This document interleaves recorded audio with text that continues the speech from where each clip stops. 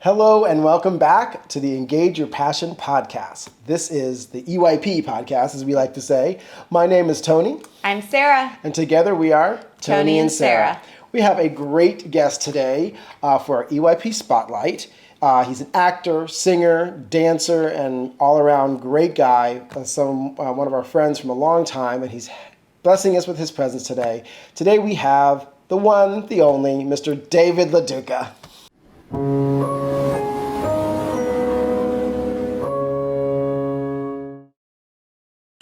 Hi guys, thanks for having me. Oh my gosh, well, I appreciate the time. I know you're busy. It's so funny, you're one of the few people I know who's busy during COVID because you're a go-getter. So David, we've known each other for what, 15 years? Yes, I think about that, yeah. Yeah, and gosh, I think we started on doing like corporate events and stuff like that back in the day, and then we're back in Montrose area in Houston back then. Yeah, that's right. So today we're basically spotlighting with David LaDuca. He, an actor, creator, writer. The cool thing about David is that he's really more of a brand than an artist. I mean, he can do a lot of things. He's, and I'll kind of let him talk for himself for a little bit too. But one of the things I love about David is he consistently reinvents himself, or I would say he's always providing a value to people, whether it's in front of the camera, behind the camera, and hopefully he can share some tips and tricks for everyone listening on how to basically keep going in this industry, because it's not easy. Yeah. That's for sure. Yeah. Yeah, why don't you just tell us a little bit about yourself, like about your story and why are you here, David? Yeah. Well, I'll tell you, I have always been sort of a creative soul. A lot of it was nurtured, I think, when I was young. I came from a very modest blue-collar family, and we didn't have a lot of things and stuff and toys and all that stuff like the rest of the neighborhood kids would have. And if we wanted something, my mother would basically say, well, go make it. And, one day, just to tell a quick story about that, it was raining out and a friend of mine had a GAF Talking View-Master. And back in the day, that was the coolest thing. You would put this little slide into a projector and it would show on the wall, and it had a little recording in it. It was way before computers or anything, but it was like the magic to a little boy. And I wanted one, a GAF Talking View-Master. I just wanted one so badly. And of course I didn't have one, and I decided to go make one. And I found a shoebox and a lamp and a magnifying glass, and I took some wax paper and I drew a picture on it, and I put it in the slot with the magnifying glass and the lamp behind it, and I shone it on the wall, and then I told a story to the picture, and I had a talking View-Master. Oh my gosh, that's so cool. How old were you then? About 9. Oh, wow. And so that was sort of the time when I realized that we all have the power in us to create whatever we want. It just really depends on A, how bad you want it, and B, how you can use your creativity to manifest things like that. And creativity, what I've learned as an older person is that people say, oh, but I'm just not creative. Every day of your life is creative. You create your life. Every moment you have, every choice you make is a creative choice. You are creating in a moment.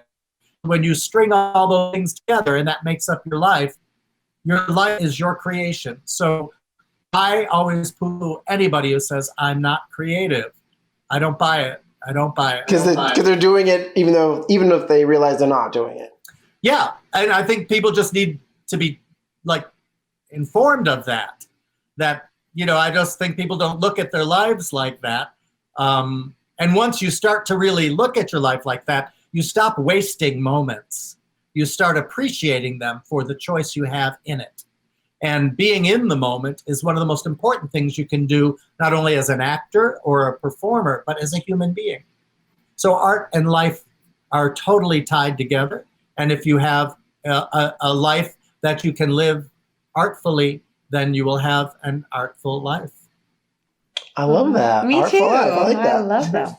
No, that's a great perspective. I think, like you said, it's just having that perspective. So let me ask this. So obviously, that was a great story with the viewfinder, because I remember those, and I remember they were the plastic ones. You went. Yes. I remember the recording ones. Yes, that's exactly right. I thought that was the coolest thing in the world. It was. It was.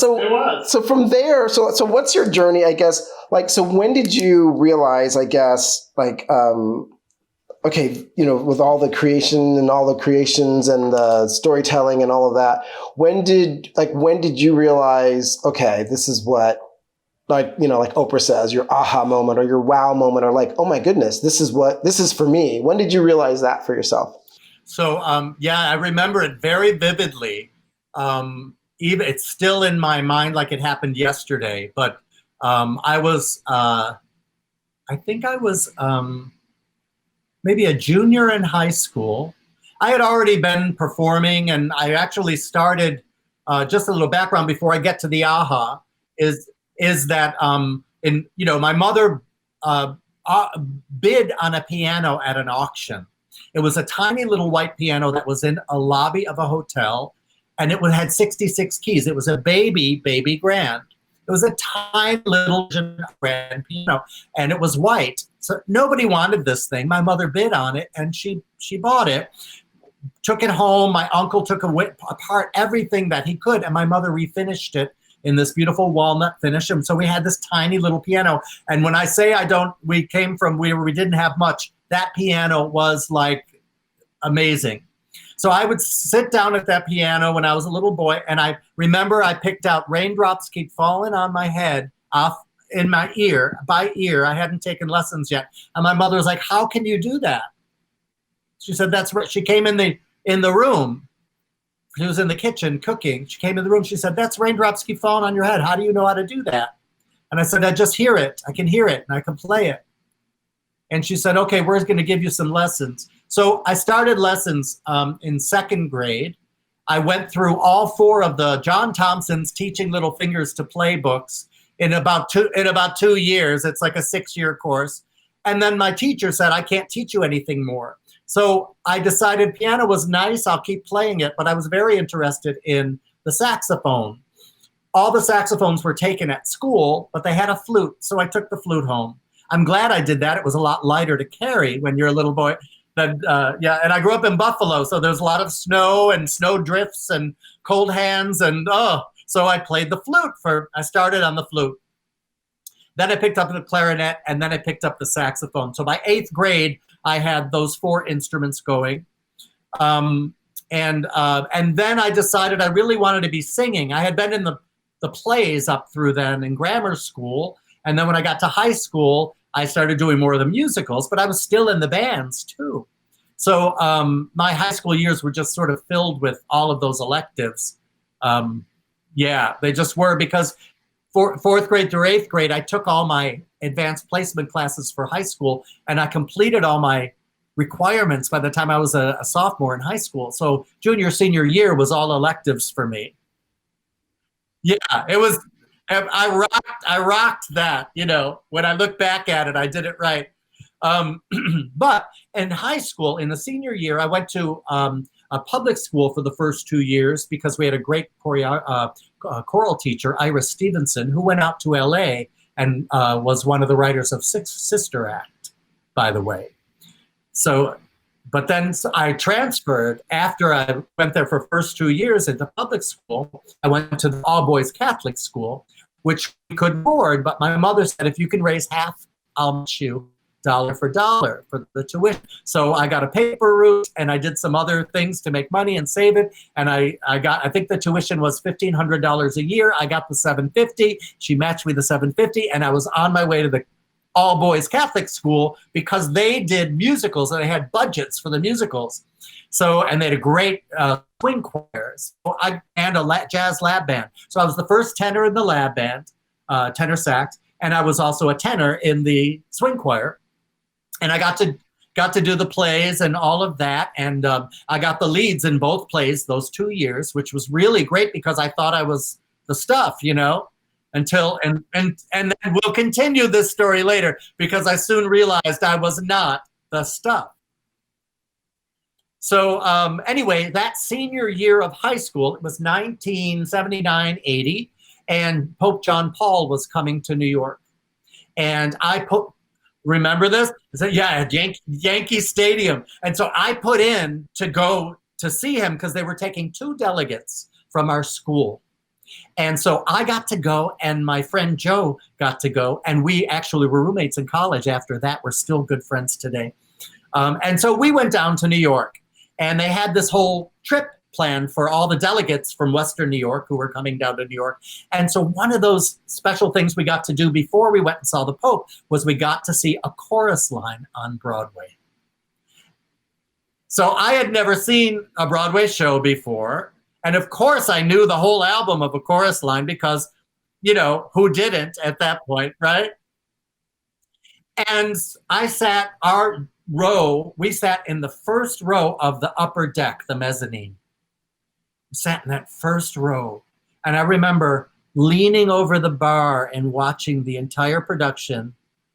And one of the characters in the line is named Bobby. And Bobby comes from Buffalo because Michael Bennett came from Buffalo. So I loved this musical for a lot of different reasons.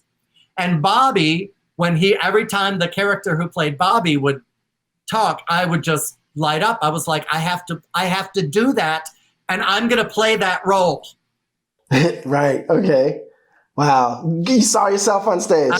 Yes, I actually could see yourself. And that's an interesting point, Tony. I think a lot of us don't value the exercise of visualizing.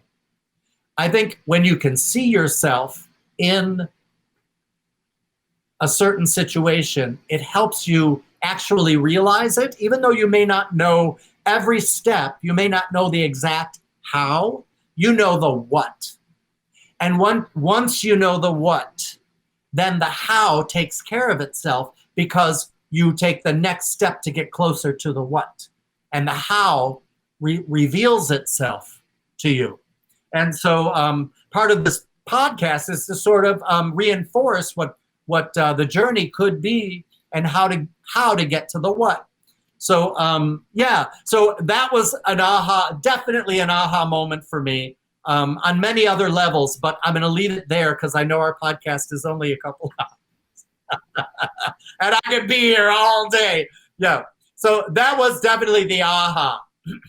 Wow. I mean, so you'd listened to the music. So when you found out you were getting to see the musical, was that, I guess, did you even know what you were going to be watching? I mean, did you even know what to expect at all? No, because at that point, no shows were allowed to be filmed. There was an equity, right. There's an equity rule. I learned that later when I joined Equity, but you could not film Broadway shows. So you really didn't know, other than from the album cover, what it could possibly look like. So you were just hearing these voices and sort of creating it in your head. Same thing with, I had a lot of sort of a couple albums. I wasn't a musical theater, kid like we have today, right? Like you might be, yeah. But we had a couple albums. One of them was Godspell, and I would see Victor Garber's name on there, and I was like, oh my gosh, I would love to meet him one day. Well, I was in Damn Yankees, and Victor Garber played Mr. Applegate, so I got to meet him and shake his hand and say, I grew up with you. That is so cool, kind of to meet your hero. Yes, it's incredible. And he was just, a regular guy working in the theater. He wasn't, this image that I had made of him. I mean, he's playing Jesus in Godspell. I mean, imagine what you create around a person like that. Right. Yeah, but the heavens did not part. The heavens did not part. We went out for a pastrami sandwich, I think. Oh my gosh! That's so cool. Yeah, full closure. Yeah. So from seeing A Chorus Line to Damn Yankees, what was that journey What? Oh my so gosh. after you, like, how did that?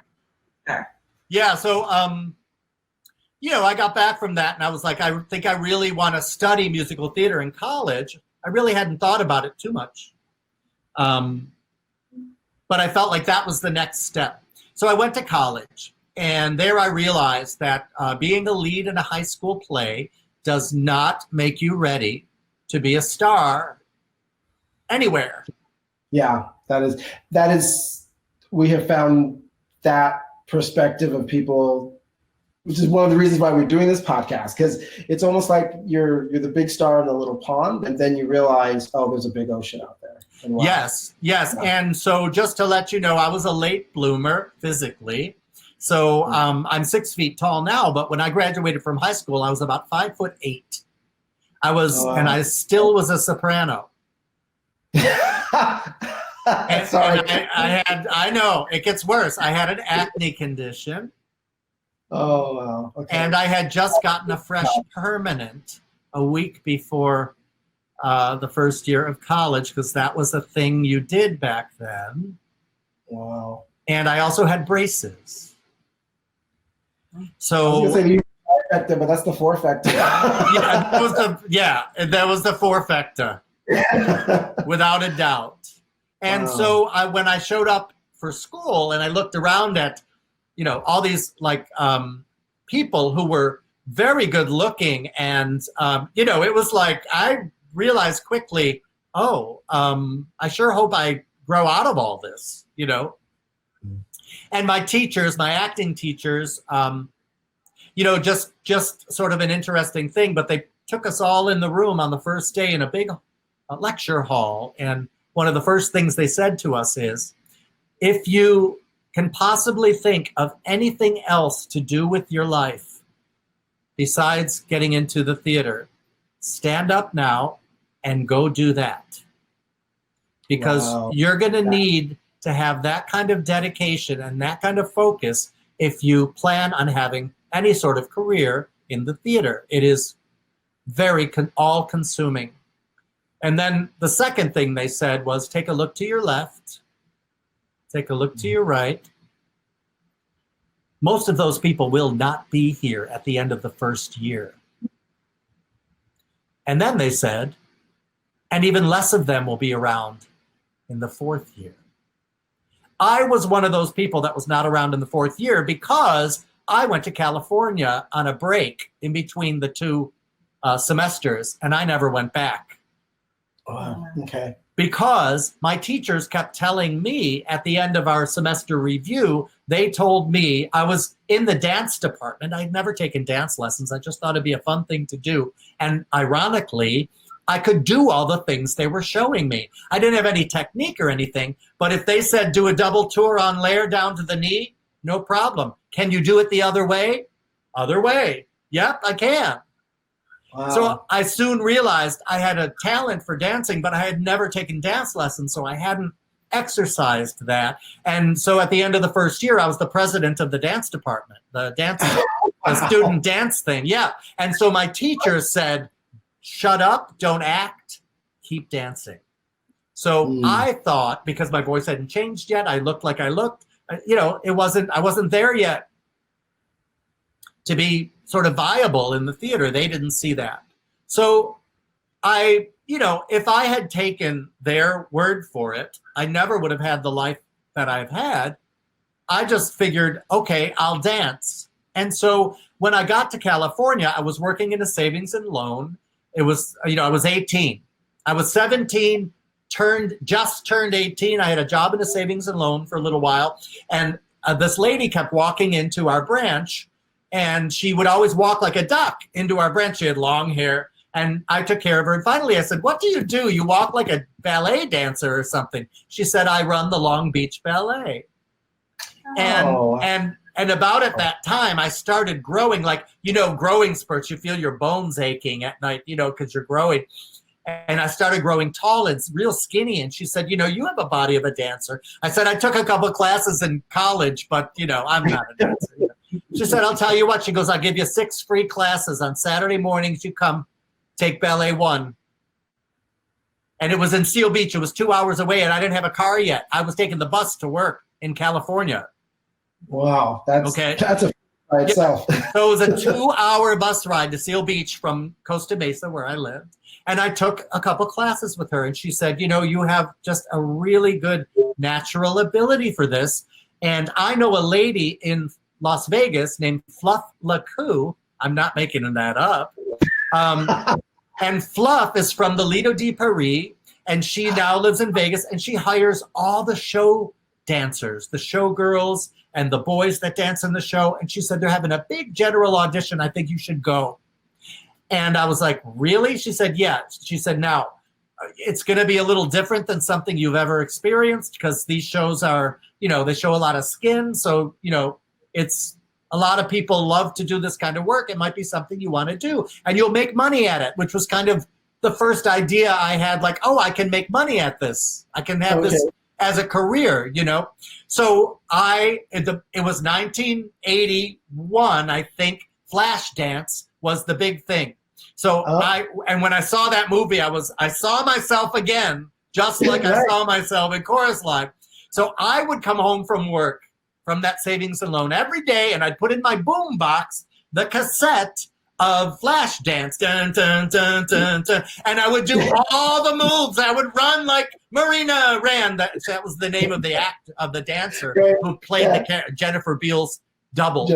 Her name was Marina. I knew that because of all the LA people. They all knew that. They knew her, you know. Oh my God. Yeah, because they were all I was now getting into the dance scene a little bit.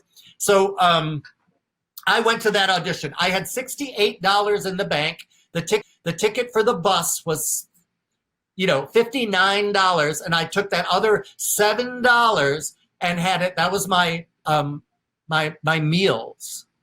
Wow. For that trip. And I took the bus. I stayed with my friends that I grew up with who had moved out to Las Vegas. I stayed with them. And I went to the audition at the MGM. There were 400 guys there. They're all lifting their legs up to their ears and doing all these fancy tricks. And they look like perfect specimen people, tanned and gorgeous and teeth. And I was like, oh my God, I'll never get this job, right? So we get in there, and we're all, you know, the MGM is a huge soundstage. They have an actual, at that point in the Hello Hollywood show, they actually had an actual airplane come out, and all the girls were on the wings spread across the stage. I mean, that was a huge stage. So they had 400 people on that stage, and they put everyone down there in groups of 20, and they started typing. You can stay, you can stay, you can stay, you leave, thank you, everyone else. And so after that first typing, there was like 100 guys left. I was in the group. Made the cut. So they taught us this ballet combination. Now, I didn't know all those French words, but I remembered a couple of them from the Long Beach Ballet. And so I just stayed in the back, and I tried to follow what everybody was doing. And then we did it in groups of 20, and they made a cut down to 50. I made the cut. So now I'm in 50. They teach us a jazz combination. I hadn't really done much jazz dancing, because in college, what we were learning was Martha Graham modern dance. It was, you know, there was no tilting. There was no, you know, falls. There was no, like, it was all, yes, listen to your elbow. And, yeah, there was none of that. None of that. It was all like, you know, jazz stuff. And at that time, it was like Gus Giordano and Dupree. What was his name? Someone Dupree. And, yes. And Joe Germain. Yes. And who's a friend of mine now, Roger Minami, and a lot of these names of, you know, and so the dancers, like, we were learning it, and they'd be like, oh, that's Germain. Oh, that's Dupree. And I'm like, what? So we did that combination. And I'm telling you, it was right in those moments when I realized I don't have these moves in my body. But if I show them how much I want this job, if I can be enthusiastic and smile and sell it and be, you know, use my face so they won't even look at my body. That's what I thought.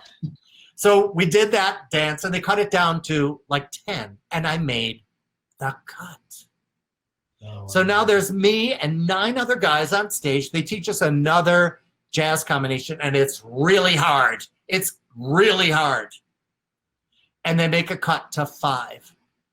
And I make the cut. Wow. I'm there with 4 other guys.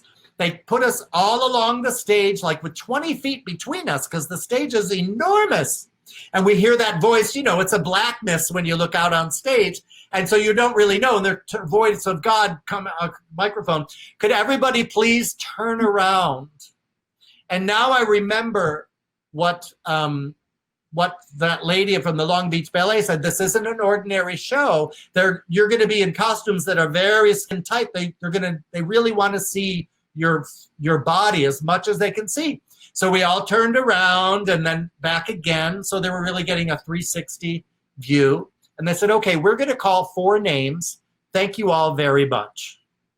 They call the first name. They call the second name. They call the third name. They call the fourth name. They do not call my name. Oh, no. Well, that's what I thought, Tony. I was so sad.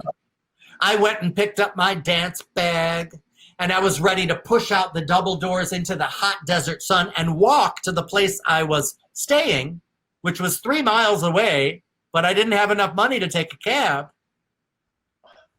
And as soon as I had my hand on the door, I hear, Chico, Chico, Chico. Psst. And I turn around, and the lady who taught the dance combination, this little Argentinian woman with a Peter Pan haircut, which ironically, she was Tiger Lily in the original Broadway Peter Pan. Her name was Maria Poggi. She said, Chico, come here. She said, don't feel bad. I told them not to call you because I want you. I have a show going to South Africa. I want you in it. You have the fire. Wow. Wow. And that was my first job. And I went to South Africa for 2 years. I lived there for 2 years, and I did that show for a year. And then this is all about being in the right place at the right time. I was the understudy for the host of the show. I was the second understudy. The first understudy was a friend of mine still to this day. I'm not going to say his name, but I was the second cover. So in the spot that he couldn't go on, I would go on if anything happened to the real host of the show, who was this great song and dance man from the London's East End. Well, it turns out that guy got hurt on a water ski accident. Wow. He hurt his back. He couldn't go on.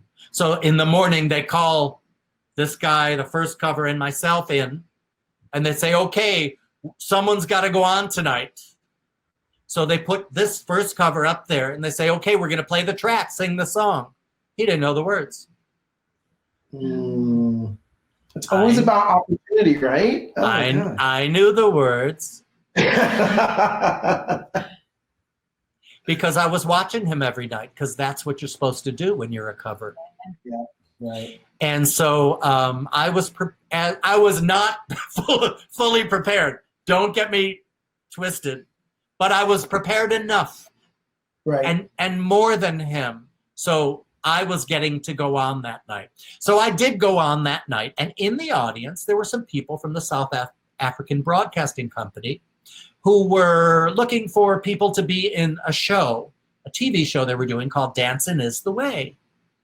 And I got to do that show. So I left Sun City, where I was performing, and I moved to Johannesburg, and I got to be on TV in this show. So I had this sort of life at a very young age. I was still 18. Wow. I mean, maybe just turned 19. And then apartheid hit. And everyone who was American got deported. So I was back home. So then I decided to go to New York because that's where you go. Right. And so I did that. And I didn't audition for anything for a full year. I was so scared to do that. But I went to my first audition, which was for West Side Story, a European tour. I made it through the dance cut. When I went to sing, the music director who was playing the piano, he said, do you have another song? I was singing this one song that John Travolta sang in a song called Dream Drummin' in a show that lasted like a week. I think it got cut. But the song was super cute and it fit me then. And I still sing it today just as a joke. But it's a cute tune. But he hated the song. He was like, please don't sing this. And the director said, let him sing it. That's what he brought. So I sang the song and I got the job and I was whisked away to Europe. And I did that show for a while. While I was in Europe, I loved it. And I worked with a lot of great people. I came back from that tour. I got another job in Germany. This is my say yes story. I went to another audition where they were hiring Americans to be in a German show with half German, half American cast. And at the end of the audition, they asked me, do you speak German? And I said, yeah. I didn't speak any German. But I bought the Berlitz book on the way over to read it on the plane. So when I got over there, they had a musical director there who was someone who worked in a church choir. They didn't know how to teach musical theater singing for Germans and English people. So I told them I could do it. And that was my first musical direction job. While I was doing that job, some of the people from West Side Story Tour, my one friend Keith, she said, oh, I shouldn't have said her name. Sorry, Keith. She called me and she said, look, the tour's coming to Cologne and I want to get off the tour because they're not paying us. And I'm bringing my friend with me because she wants to go home too. She hates it too. Can we stay with you overnight when we get done with our show in Cologne? That's where my show was. So they were going through Europe. They came to Cologne. I did my show. They did their show. They came over afterwards. And her little friend Jennifer came and they slept in my room and I took the couch. The next morning they got up and they went back to New York. 2 months later, after I finished my contract, I went back to New York. Walking down the street, run into, hey girl, how you doing? She said, I can't talk to you now. I'm running to an audition. Jennifer and I were running to this audition. Oh, you're still hanging out with her? Yeah, we're going to an audition. Can't stop.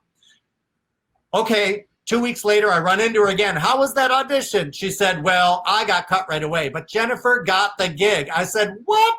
She said, yeah, she's a fly dancer on Living Color now. That was Jennifer Lopez.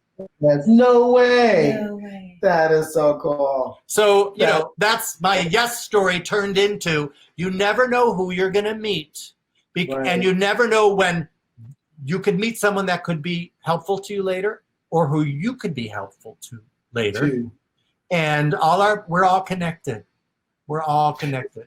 It's so funny because I love what, I mean, I was like, oh, I just loved, because I've known you for years, but I haven't heard these stories. We just probably had, anyway, it's just great. But one of the things that you said that hit me, my inspiration, my personal inspiration was in the original Peter Pan. So they must have known, so that connection right there is that the person who got me my first job, that Peter Pan cast must have been amazing. Well, and you know, and thank you for saying that, because I forgot a little nuance of my journey along the way. In 7th grade, we had a coloring contest, citywide coloring book contest.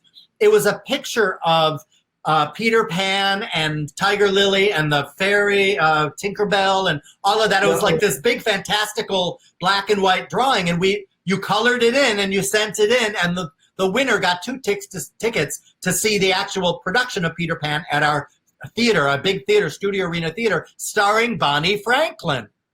Oh my gosh. So I colored in my thing and I sent it in and I won. So the first like professional production I saw was Peter Pan with Bonnie Franklin. And that was another sort of, it was an aha in terms of I love this world, but I didn't see myself in it yet. Wow. So thanks for saying that, because it reminded me. I took my sister. She was my plus one back in the day. And so, and we sat there and we were in the front row and I got to meet her afterwards and shake her hand. And it was just real, because then I saw her on TV and One Day at a Time. And I was like, I saw you. You were, And so you start to realize, these aren't people that come from another planet. These are me. Yeah, right. They're really real people. It's so funny because I guess, with all of that, I mean, Thank you for sharing that. That was just so cool to hear. The one thing I see, well, I think it happened with me, and I think it happened with Sarah too. It's the opportunities. They're always going to be. What do they say? What's the saying? Opportunities knock. You have to be ready to open the door. You were ready. You got the inspiration from a teacher, and then the opportunity knocked, and you went and got. You actually showed up and did the show, and then someone basically advocated for you, and you ended up in South Africa. And then, obviously you have to show up and you have to be ready. And I think that even that show, you were the cover. It's so funny. They cover these days, they call it swings on Broadway or whatever, but those are so important, and and then the fact that you were prepared, period. So I think one of the things, I guess trying to go into the lesson thing is, be prepared. It's like the Boy Scouts, Girl Scouts, whatever scouts these days, but you have to be prepared and know your stuff, because if not, those opportunities will walk right by. Well, and I find it so interesting that your no actually led to so many yeses. Like your no in Vegas led you to, like you said, you wouldn't have had the career if you had taken that job. Probably. Yeah, I think that's a good point. A lot of times we don't even recognize certain things as opportunities. They sort of present themselves in one way, but there's really something else under that. And I think when you're true to yourself and you examine, all of that to your own heart, then the truth reveals itself in those moments. I was very dejected. I hadn't thought beyond that because it was my first audition for anything.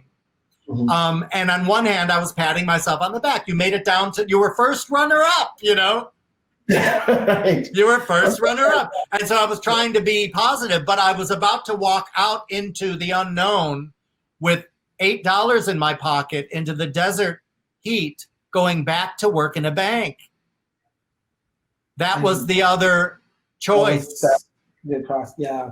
And it happened, and I think I still think it happens that way. I've seen some of the students that happen, some of the opportunities we have. I think, like you said, it's like just having, I don't know, being prepared and going for it. Like that's one of the things that I find the fear takes over a lot of people. Yes.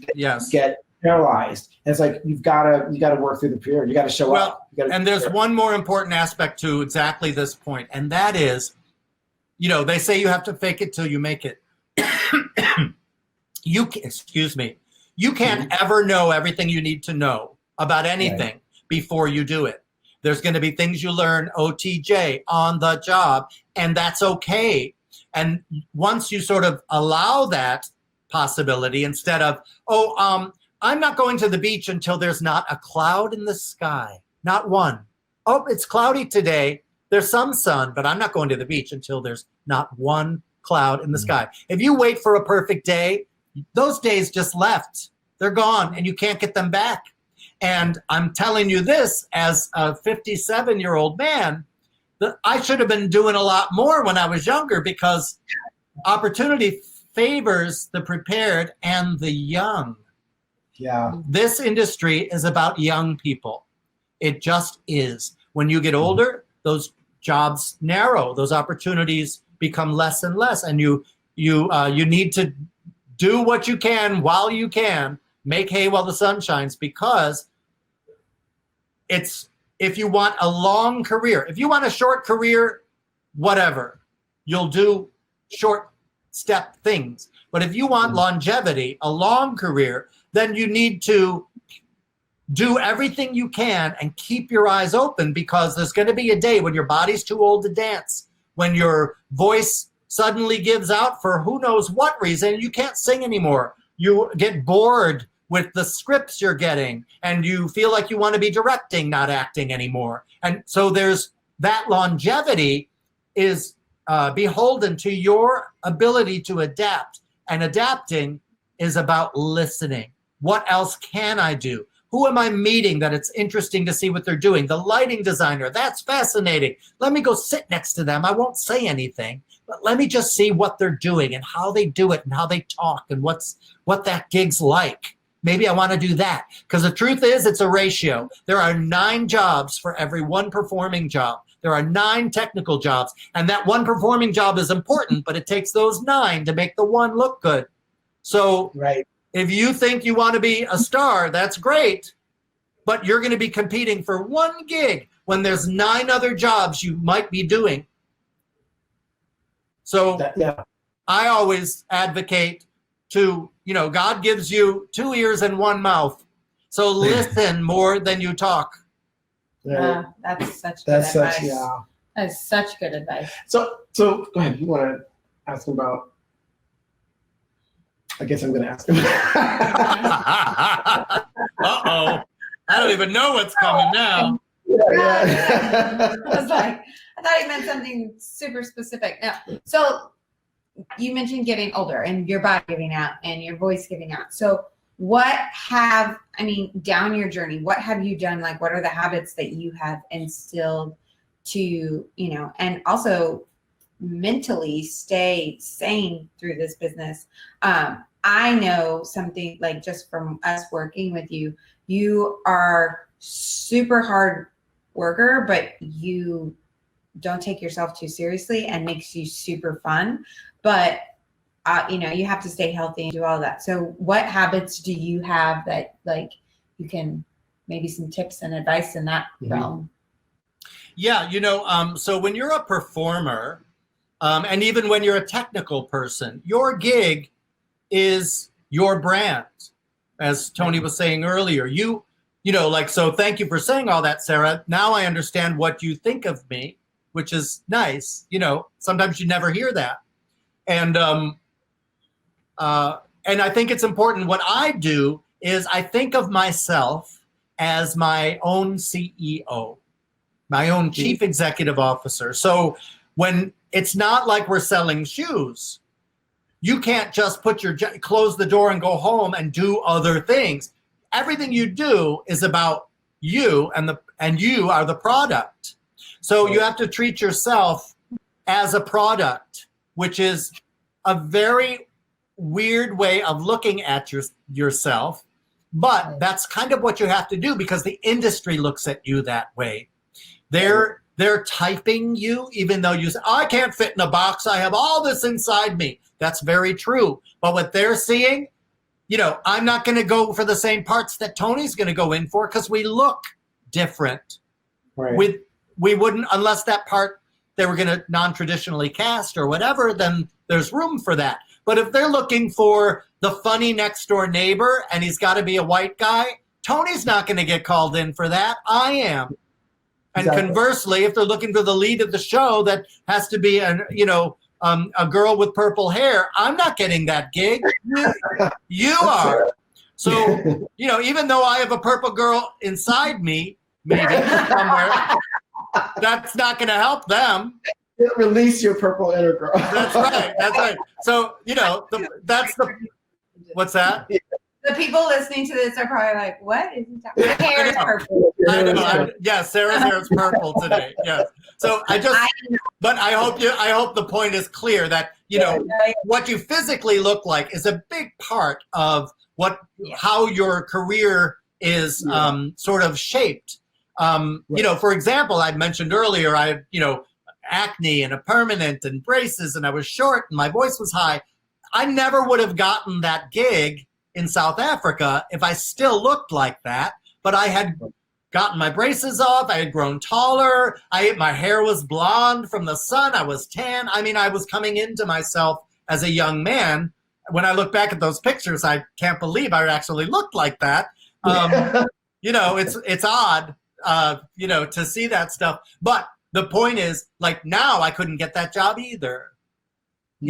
But conversely, I don't want that job anymore, because I've been through other parts of my life that have revealed to me I have other gifts that I'd like to share. And there was a season, everything to its season. There was a season for that, for me to do that. And so there's wisdom in being true to yourself, authentic self. Like, this is what I look like right now.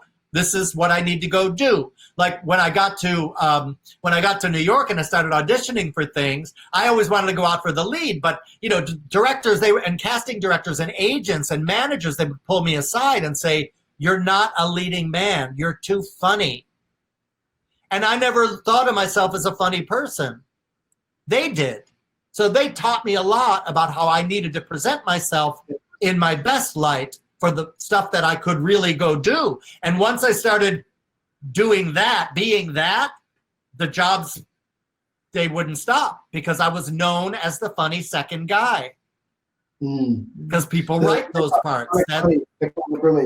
Well, and then one of the shows that, that we both were kind of working on and it kind of exploded that was right in here in Houston was The Wannabes, that you were part of, and then you were the principal.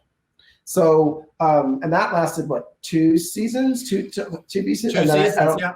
Yeah, 2 seasons. Yeah. That was produced by, if I can say her, I'll say Doreen Spencer, right? And she's very famous Disney producer for stuff that she's done there. I think, that's what Doreen Spicer, just to correct. Doreen Spicer. That's okay. Mm-hmm. And so I guess, again, what you just said, as far as the habits and what to do, staying true to yourself, and then basically listening to what people are saying, hey, this is what you need to do. If you had not done that, obviously, you may not have gotten the successes that came after. Well, and the funny thing about that audition, so it's also a great story.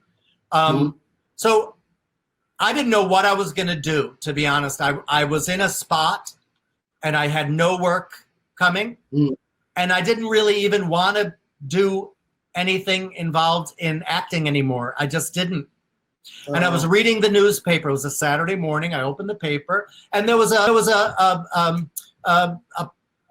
I guess they call it like a public interest story, community interest story about this group of kids in the Woodlands who had a rock band, and they were going to do a pilot of a TV show, and they were hiring for 2 roles, the ballet teacher and the principal. Right. Now, the breakdown for the characters, the ballet teacher was supposed to be tall, thin, spoke with a French sort of accent, and had dance training. Hey. So I was like, I think I can do that. I had a beret and everything, a turtleneck, a beret, black stretch dance pants from back in the day. I pulled them out of the closet. And I looked like, Marcel Marceau on steroids, the ballet teacher, right? And I'm driving up to the audition, all like practicing my French and doing all these things and, getting ready to be in that thing. And there's like 200 people waiting to audition. As I pull in my car, I get out of the car. It's, blazing hot, Texas sun. And there's this dance studio where the auditions are. And there's 200 people lined up. I walk to the front and to get up to, sign in with the monitor. And I was ready to go back, wait in line like everybody else. Even though I was in the union, I wasn't going to play that card. Right. Yeah. Or anything weird like that. So as it turns out, the producer of the show was actually the monitor, but I didn't know that. And so I just said, I'm here to audition for the ballet teacher, because the principal said 60s, short, bald, overweight. I said, well, I don't look like that, so I'm going for the ballet teacher. So I say, I'm here for the ballet teacher, and he says, oh, they've changed it. They want it to be a female now. There I am in my beret and my turtleneck and my stretchy pants. And I drove 2 hours, or an hour up to the Woodlands for that. And so I said, well, can I audition for the principal? No, he said, why don't you audition for the principal? I said, well, because they're supposed to be 60, short, overweight, and bald. He said, they don't really know what they want. So I said, okay. So I said, okay, but give me the side for the principal. I'll read it, but I'm not waiting in that line, because it wasn't a part I was there for. So I didn't want to wait 2 hours for something they'll say, thanks, no thanks, right? So there I was going to play the card. And I said, I can't wait, but I'll read it first if you let me in first. He said, okay. I went in there, I read it. I got back in I read it twice. She gave me an adjustment, because they do that if they're interested. They'll give you adjustments, see if you're directable. And then if you do what they want the second time, they know they can work with you. If you can't do what they want, or you can only do it one way, they're going to say that's what we would get. And so they may not want to work with you. So listen. Yeah. And so I was literally in my car and probably 10 minutes from the dance studio, and I got a phone call with an offer. Wow. Yeah, it happened just like that fast because they didn't know what they want. I went in and gave them something they thought would work, and I ended up doing the pilot and then the first season, and then they sold the second season. So, and that was a whole other experience. I got to live in Michigan for a year and a half, it was about, and it was a terrific experience. I could do that for the rest of my life. I loved that experience. It was wonderful. It was wonderful. Yeah. So I don't know. I just, there's so much I want to talk. I know. So I guess for those listening, I'm going to kind of say this. So, I guess I'll say this. When it comes to agents, managers, or I'll just say this, representation, because it can be momagers, dadagers, auntages, all kinds of people who representation. What you just described, it's about really content, what you're bringing to the table. But in regards to the importance of equity, SAG, managers, agents, what's your take? What would you give our listeners, or even directors who are trying to, educate their aspiring artists to get into the industry? What would you say about that topic? Because we have our opinion and we'd love to get yours. Yeah. So, here in Texas, it's a right to work state. So if you get your card too soon, there's an issue because now you're not going to be eligible to do other work. If you're a young person who doesn't have a lot of experience and you get a job, you get an opportunity to join the union, that may sound like a great thing, but it may not be a great thing. It may be a good thing too. It depends on your own personal situation. Do you feel comfortable? I personally am not a member of SAG because I am a member of Equity, and gratefully so. But as far as being a member of SAG, I decided not to do that because the opportunities here in Texas are not as great. I have my paperwork. I can join. I'm eligible because I've done I have enough hours and work to justify my joining. And should I move to California, I would do that before I even left. Right. So because it would be silly for me to get engaged in non-union work in LA when I'm there to bite the apple, and I can. But I've chosen not to do that because I really don't want to live in LA. It's a personal choice because I'm doing other things that I find more interesting than chasing that dream down at this point in my life. And that is something that the personal reckoning. So it depends where you are in your life around all that stuff. But here's what I'll say. Be prepared. 2 contrasting monologues, 1 minute each. Right now, people are not going into offices to audition for anything. They're doing it all on video. So figure out how to do a video submission. Practice. It's wonderful because when you start off on stage, all those muscles, those acting muscles around stage are very different than what you do in front of a camera. Right. So when you practice your video submissions, you're really getting on-camera training for yourself because you're going to see, oh, I'm overdoing it, because the camera doesn't necessarily like that. And you're going to figure out how to make your lighting good and your sound good and your video good. And you're going to learn how to use a video editing program on your computer so you can make your clip succinct and clean. And you're going to learn how to do those things. That is your audition. Those are your calling cards. That is like a headshot these days now. How to do a video submission. So that's key. Now, agents, and this applies to any audition, the person behind the desk, they want you to be good. You don't have to be nervous. They're there for you. They want you to solve their problem of casting this thing so they can move on to other things they got to worry about. So they're on your side. They're just a friend you haven't met yet. Be yourself. Bring all of yourself to the table. And if you're not right for the role, but they've seen you, they will think of you for later down the road when you might be right for something. So you gotta, my mother always, I'm Italian, my mother would always say, throw a lot of pasta against the wall, see what sticks. And so that's what auditions are. They're just you doing your thing the best you can and leave it. Go on to your next thing. Don't worry about getting the gig. That's the gravy part. Do a good audition or you'll never get a gig. So the first step is get your auditions down. Now, you can coach with somebody. I coach a lot of people. I do Zoom coachings with people all day long.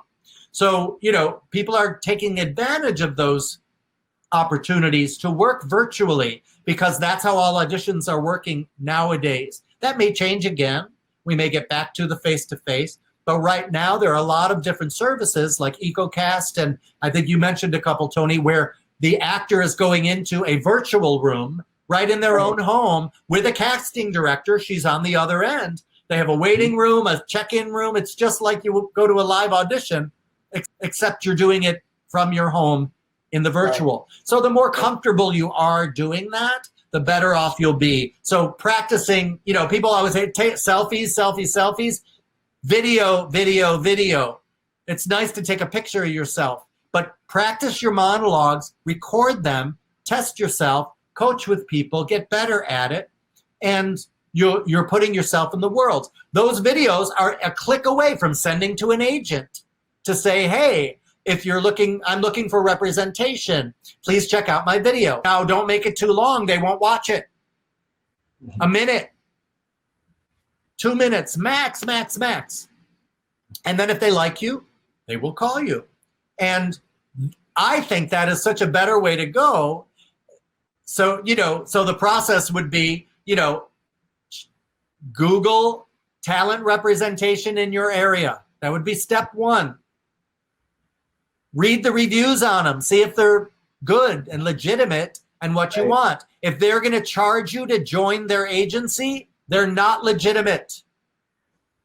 You should be going into an agency that will represent you, and then they'll take a cut when you book. But if they're going to charge you to get new headshots and, they're going to have this sort of system for you, think about that. That may be the way they're making money other than getting you bookings. So something to think about. Take acting classes. Don't stop doing that. Take voice lessons if you're a singer. Don't stop that. If you start with an agent, you don't need a manager right away. You'll figure that out. Agents take about 20%. A manager takes another 15%. So if you're willing to give up 35% and you're just starting out, you're not going to make any money. So I would say just stick with an agent, see how that goes for you, and submit to everything you can. There's lots of services you can join online, Actors Access, and other things. Breakdown Services will give you certain auditions that are coming up, backstage. All these things, they cost money. I also have a website, which I use to put all of my things on. And then when people say, well, what do? I say, just go to my website. And it's all there. So I use that as my sort of central launching pad. And a lot of things are on there. Once in a while, I get some character who's didn't really look. They're just looking at my pictures and they didn't look at my reels. And I have a acting reel on there. I have a singing reel on there. I have my creative services reel on there for actors to do their demos, etc. And, they're just looking at my pictures and they're saying, oh, you're just posed for pictures. No, you're not looking at you're not really looking at my work. So I don't give those people any too much attention. But the point is, I also have a YouTube channel. So the point is, and young people understand this because we did not grow up as digital natives. We have to put that extra layer of thought into it. Young people who have grown up in the virtual world, they already know all these things. They intuit these things. Their friends know these things. So utilize them. Facebook and Instagram and LinkedIn and Twitter and is it Pantheon? Raytheon, whatever the services for artists. Yep, Pantheon and a YouTube channel. All these things are ways to put yourself out there and to give people who are interested something to look at of you. So it's a much, it's really more accessible. Back in the day, I was living in New York. I would buy the backstage in the corner bodega. Yeah. I would, with a cup of coffee and a bagel with a schmear, I'd go back to my house and I'd clip out the auditions that I was going to go to that day. And then I'd staple them into my day planner. I mean, think about it. What we would do today is it would all be, right in the phone. In your phone. Right. And that's how I would do my day. And literally I would go to like 3 auditions a day, which brings me to my next point, because that's how it was in New York. You could. But with this, virtually, you could do a lot because you're not running around and you're not sweating to get there. I would feel so bad for the girls, especially because they would be like running in and then the shoes would go on and the skirt and the blouse and the makeup before they run in. Like, guys, don't worry about that. It's towel off and go. But females, like, oh my gosh, they would bring like suitcases. They would literally have a roller bag with them. They'd be running in with their hair in curlers. Hilarious. So we don't have to be like that anymore. But back in the day, people were doing it. And but it gets me to my next point, which is, as a CEO of your own brand, right. My motto or my advice is, do 3 things for your career every day. Just take a minute to jot 3 things down on a piece of paper and make sure you've checked them all off by the end of the day. They can be very simple things like work out, get your hair cut, learn a monologue, research a monologue, stretch, breathe, relax, meditate, send an email to a casting director or an agent, just letting them know, look, if you don't have an agent yet, the best thing you can do is say, I just finished this project, and it could be on whatever video, or I'm sending you my monologue just to keep you informed as to what I'm doing. I'm taking this acting class. I love it. A short little email. It's like writing a postcard, which we used to do back in the day when we didn't have email. We would write 3 postcards a day to anyone in the business just to keep your name on their minds. And that is easier to do today because especially if you have your 2 contrasting monologues on a minute video, you could send that once a week to, make a list, send it out, get creative, plan it so that you can be strategic about how you do those 3 things for yourself, for your career every day.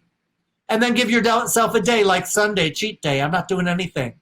Give yourself a rest because it's a lot, You don't have a chance to rest. When you get home from your work, your day, whatever, auditioning or performing or whatever, you gotta, take your makeup off, eat right, eat healthy, go get enough rest because tomorrow you're on camera again and you gotta look good. So you gotta take care of yourself. And so, these are why I'm always marvel at like Hollywood stars and stuff and friends of mine who are, big actors, they are like thoroughbred horses. They do everything they can to keep themselves looking the best that they can because they can make you look better, but when you walk through the door all raw, they want to see the best version of you possible. So that's the idea. Give your best version of you every time you can. Okay. Gosh, that's so awesome. Yeah. You're just so, like Tony said, we've known you for years, but we don't know all of this. And you such good advice. Before we wrap up, we had a few people have some questions for you that we were going to ask. before is that okay? Yeah, sure. I think it's Sorry, segueing. We want to know what your favorite role or project you've ever done has been. Oh my gosh. Wow. That is a really, really hard question to answer. I loved the Wannabes experience because I really got to call on a part of myself that I knew was in there, but no one was giving me that chance in New York. And being in Texas, when I moved to Texas, those opportunities opened up for me. So I loved the Wannabes experience because what happened was that role was supposed to be, smaller than it ended up. And I got to be more of a contributor to the lines and the storylines, etc. I think about one particular episode where they had the A story. Usually in an episode, you have an A story and a B story. The A story they were all set with, but they didn't have a B story and they were stuck. And so they decided that they didn't have time to write it, but could Mr. Pescow, my character, who was supposed to be like this guy who wanted to be an actor, but he failed. That's his backstory. And so now he's the principal of a performing arts academy, and he sort of doesn't like that the kids are getting success, and he didn't. There's a edge in there. And so what they decided to do was put me locked in the costume closet of the theater in the school. And it would be my sort of journey, my release, getting in these costumes and acting out these parts and like just craziness. But they didn't write anything. They literally took all the costumes from the show and they crammed them into one small room. They put a camera guy in there. He was up on the shelf with a little handheld camera. And they said, ready, action. And they literally just let me go for about a half an hour. And I don't know what happens to a person in that moment. For me, is the world goes away. This is the beauty of acting for me. This is why I love to do it. When you're in it, to the point that you have to be in it to be in it, everything goes away. The whole world goes away. There's no problems. There's only what you're doing in that second, in that moment, and you have to bring all of yourself to it. So that is a freedom that goes beyond words, and I think is the why.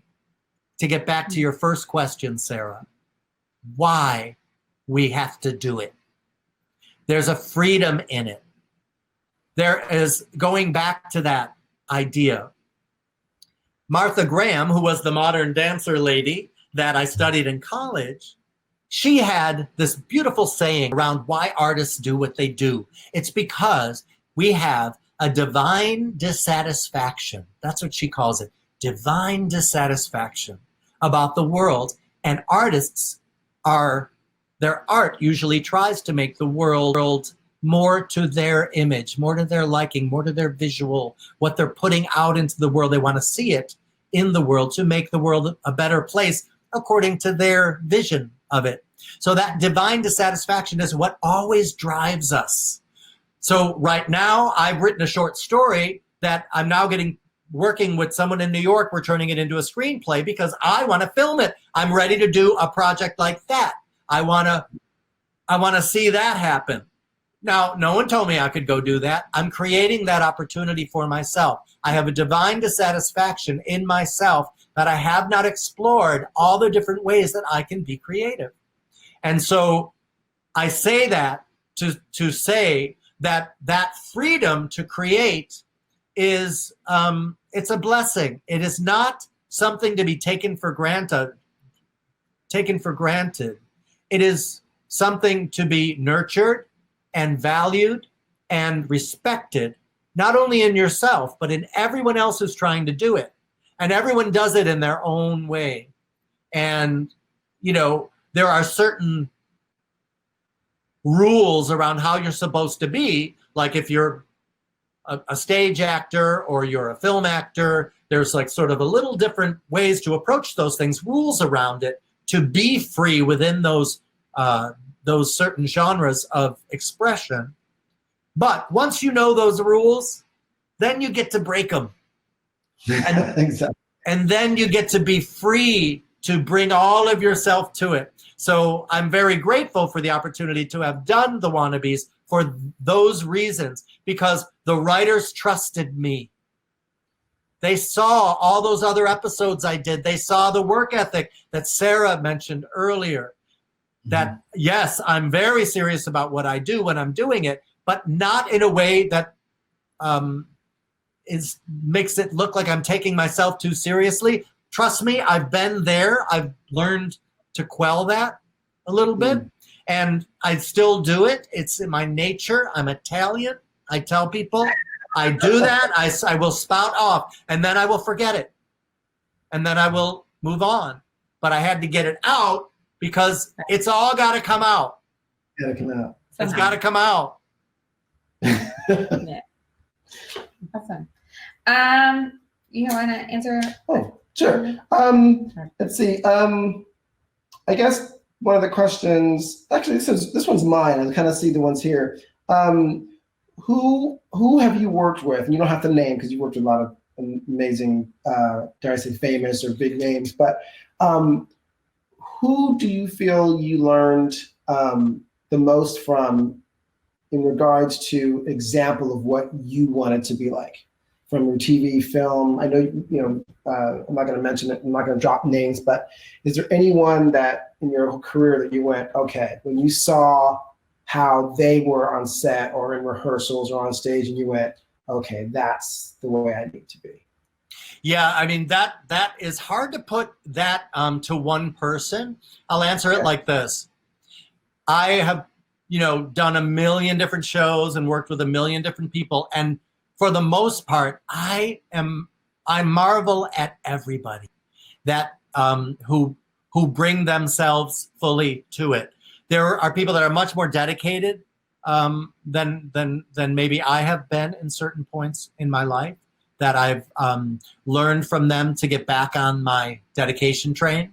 There have been people that I've marveled at their willingness to defer completely to the director and not sort of, this is what I think idea and how to be a better actor in that way. Because the actor is the paint, the director's the brush. Right. And once you sort of give in to that, then the acting journey is can be marvelous. But I think the person that has meant the most to me, that I still carry deep in my heart, is my acting teacher that I took a course at Carnegie Hall. It was an invitation-only class. And his name was Fred Karaman. He's no longer with us. But he was Steve McQueen's roommate in Hollywood, and he was one of the original Neighborhood Playhouse members, which was the Sanford Meisner technique back in the day when Shelley Winters and Steve McQueen and a lot of people were great Meisner actors, and method people too. There's the method and the Meisner, that whole 1950s era. And Fred was a member in that group too. And Fred went out to LA and was Steve McQueen's roommate, and Steve McQueen became a star, but Fred didn't. And he went back to New York to be a teacher. And Fred was an amazing teacher. And Fred had all these brilliant, brilliant, brilliant ways to get at what being an actor can be. And he would say, I cannot tell you how to get a job in the business. I can teach you how to be a good actor. And those are two different things, believe it or not. That's very true. Yeah. And so Fred would have these wonderful analogies about focus. And he would say things like, because he was like just kind of a rough and tumble guy from New York. He but he was so eloquent and artistic and beautiful. But his examples were things about like baseball. He'd be like, do you think that guy who's at the plate getting ready to swing that bat, do you think he's thinking about what he's going to have for lunch or how he's going to pay his mortgage? No, he's waiting for the ball to come down the plate. And he's going to keep his eye on that ball till it meets the bat. That's all he's doing. Nothing else.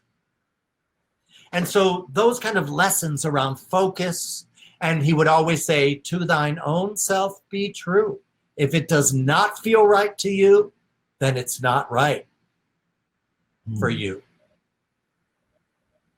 And he would have just these ways to express things, to stay out of your head and leave yourself alone and let the work do you. Don't be trying to get into a scene and act it out, but let it affect you like a blade of grass in the wind who doesn't know which way the wind is going to blow. So it's not waiting for the wind to blow. It just is until the wind blows. And then it responds in the appropriate way because it's not, trying to stop itself from bending. All right.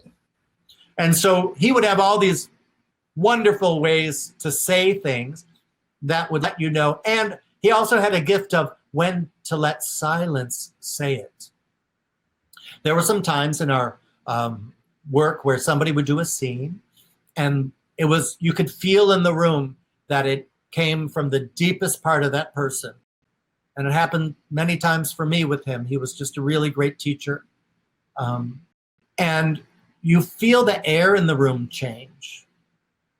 You feel everybody feeling the same emotion at once.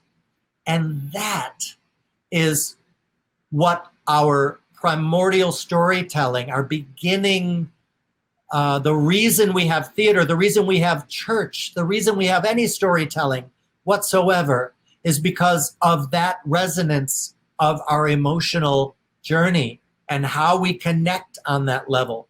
And so when you feel that in the room, he would let the silence play and let us sit in that before he would break it with, and that's how you do it. But he would sit there in the silence. He was, he was an elderly man at this point.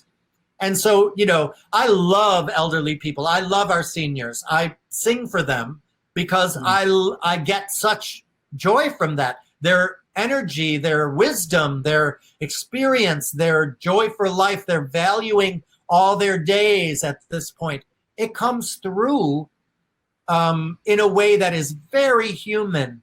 And it's what we are lacking today because we're so on the go and we're so separated by our screens and we're so sort of in our own isolated space. And so the connection, sometimes we get lost with it. But he was able to really help me understand the importance of that. And I'll say this, he's also the one that got me to respect acting so much and the craft of it so much that I decided I didn't want to do it anymore because I didn't think I could match it. Wow. I went on to continue to do it, but I stopped. I mean, how do you take acting classes and that teaches you not that you don't want to do it? I mean, even though I was doing it successfully and I learned so much from it, and he even told me at the end, he goes, "You should be auditioning for everything on Broadway. What are you doing?" He said, "But I can't help you get an audition. I can just teach you how to act." But what I never told him face to face was all the stuff that you say goes into being a good actor. I don't really think I have all that in me. Yeah. And so the journey never ends. The divine dissatisfaction came back. I was like, maybe I didn't give myself enough of a chance to see what I got in there. And that's when I went to that Wannabes audition. And look at what happened. Right. So we can give up on our dreams. We all do. Life's long in that respect. Everyone says life is short. But it's long in that respect if you want a long career. If you want a career that's going to last your life, you can't run it like a sprint. Right. You'll run out of juice. So give yourself rest, but get back out there. If you're being true to yourself, to thine own self be true, and you have to go do it, by all means, go do it, because that regret of not doing it is an awful thing to live with. So I love that people want to go do it. It's hard. It's really hard. And he what would he always say? Oh, that's what Fred would say. You have to be ferocious like a tiger. Not that you're mean, but that you're going after it with all your instinct. That's amazing. I love it. Wow. Well, Sitting in the silence. The silence is very powerful. It's very powerful. We don't take that for granted, or we take that for granted. We don't value silence enough. You know, and you're hearing me talk, but I have hours and hours where I'm silent. Yeah, no, I don't want to keep going because I know we are running over, but this is so good though.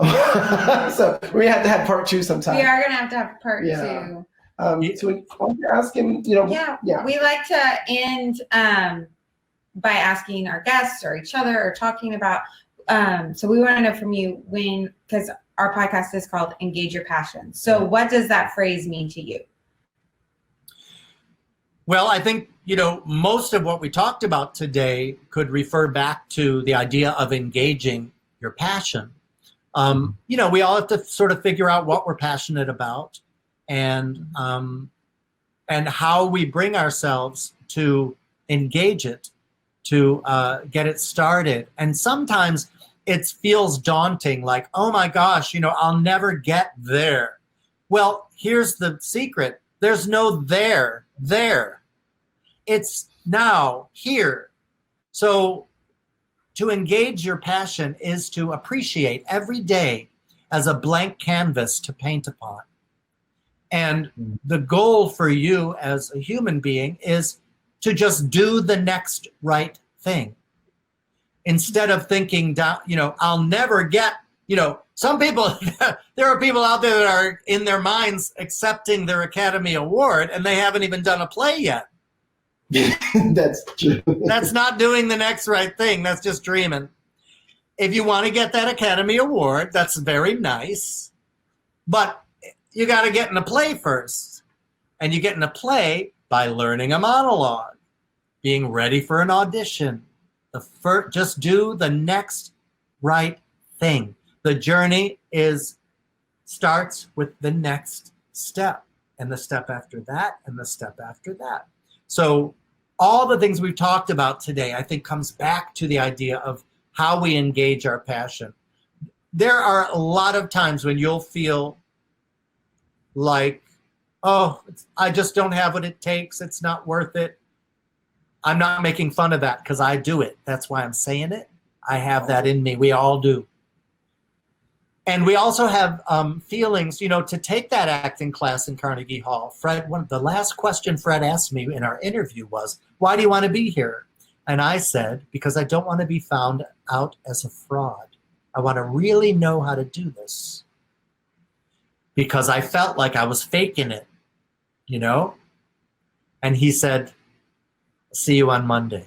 Because that fear of being a fraud is the strongest motivation we all have. Mm-hmm. If you look back at all the things you did when you were a kid, and I always tell this story in this way, when I was a kid, before I knew how to read, I would watch the older kids, the 7 and 8-year-olds, and I was like 4 or 5. I didn't read yet. And we had bazooka bubble gums. They were these little bubble gums. And you'd open the bazooka, you'd put the gum in your mouth, and start chonking on it, and you'd open up the little cartoon that wrapped around the gum, and it was waxy paper, and you would read the cartoon. Bazooka Joe was the cartoon, and it would be this simple little cartoon. And I would watch all the 7-year-olds. They'd be chonking on their gum, and they'd read the cartoon, and then they'll go, and they'd hand it to their friend so they could laugh at it too. Well, I didn't know how to read, so I would do what they did, and I'd put the gum in and I'd open it up and I go, but I didn't even know what the card, I didn't even know what was funny yet. But when I got to school, I was like, I'm going to learn how to read so that I can really read that. I can really do that. And that was the first feelings of fraud, you see, feeling like a fraud.